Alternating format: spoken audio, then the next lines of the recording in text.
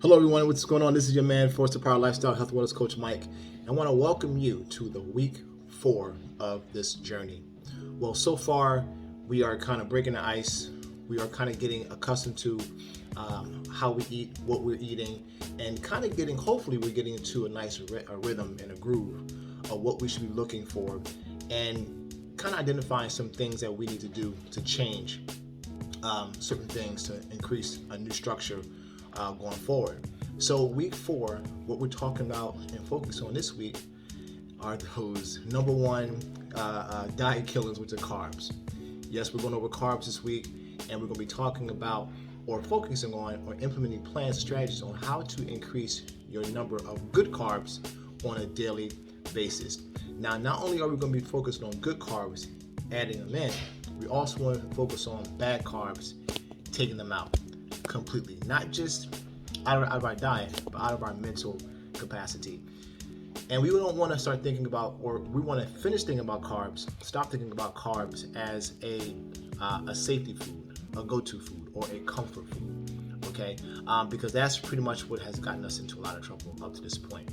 And honestly, it's those carbs is what causes us to get on the road to metabolic disease, such as hypertension, heart disease, diabetes, and certain cancers.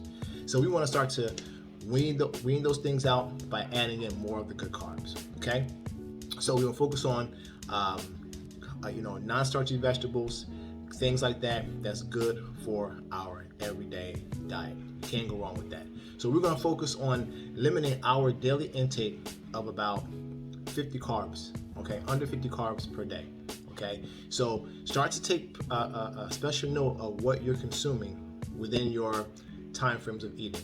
Now, you should be at a 2 window in 8-hour feeding period. So that's 2 90-minute windows within 8 hours. So now what I want you to do is to begin to crunch those 2 windows together.